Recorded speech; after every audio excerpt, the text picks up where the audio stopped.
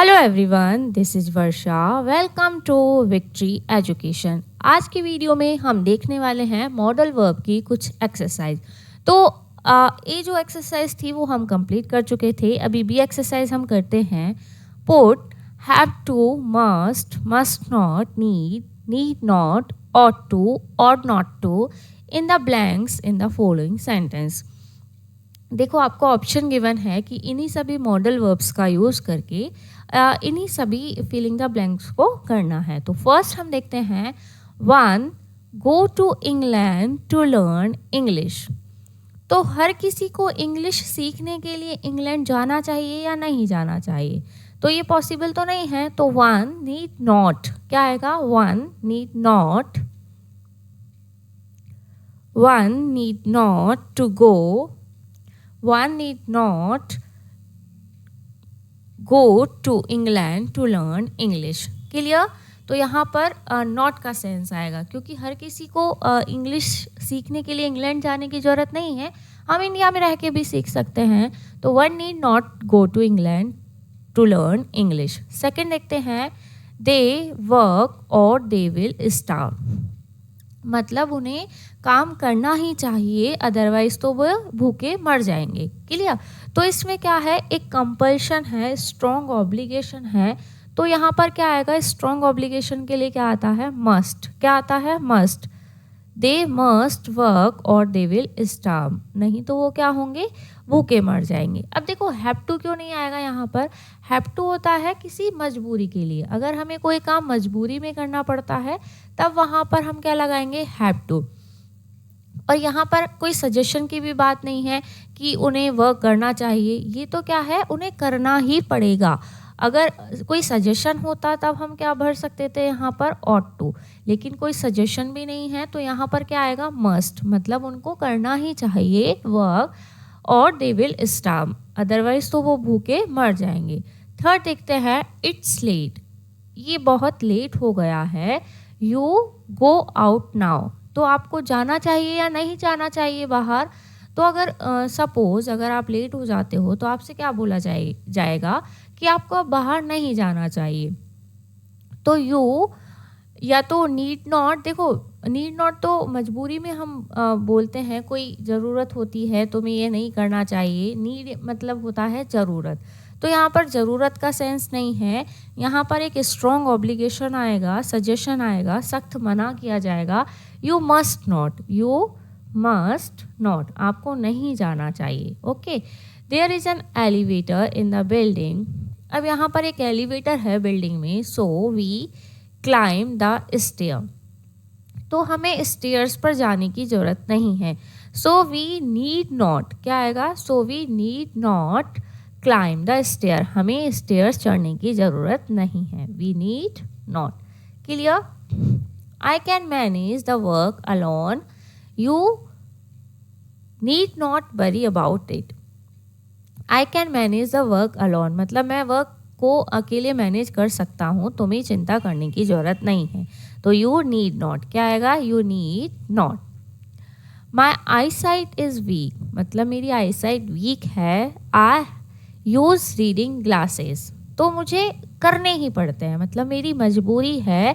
I have to. यहाँ पर have to यानी मजबूरी, मतलब मुझे करना ही पड़ता है, यूज़ करना ही पड़ता है। अगर हैव टू यूज़ होगा तो वो किस लिए होता है?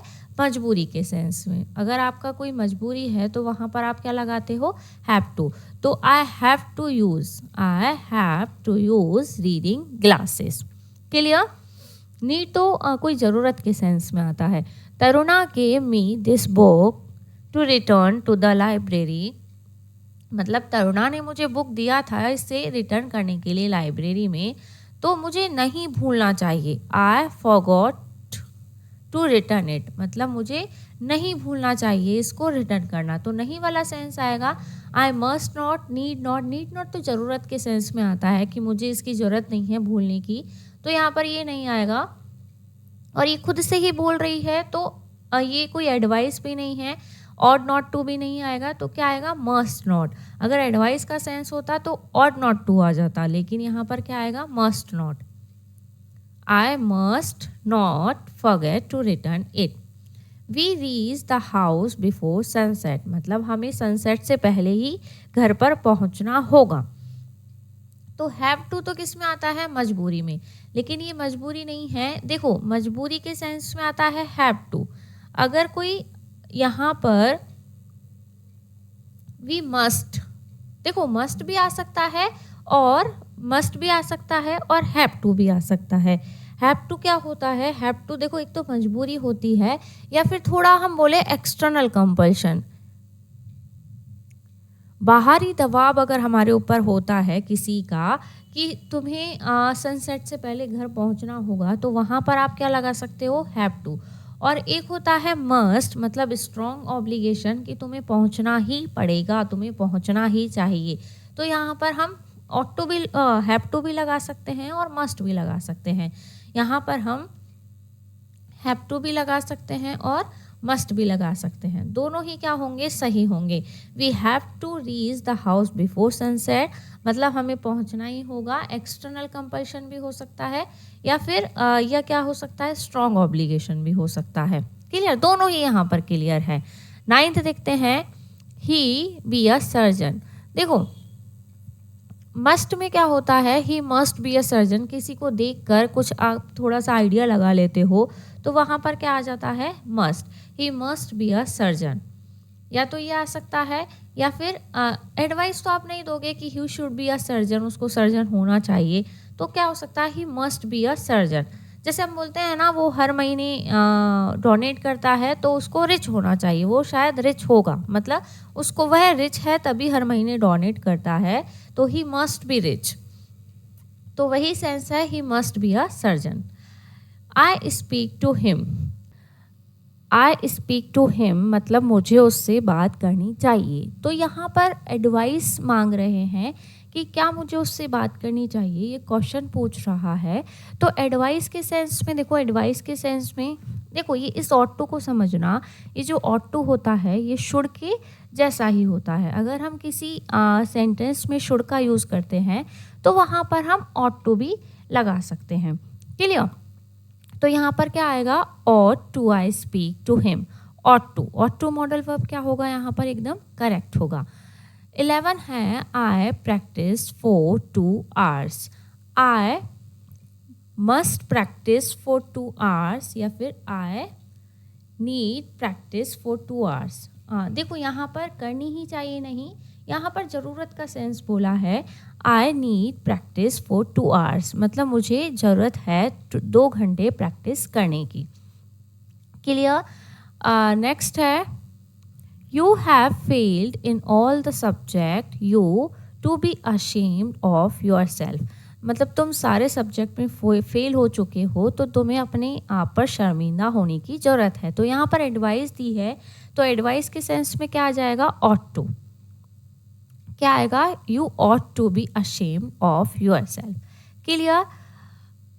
अब रिमेनिंग क्वेश्चंस और देखते हैं.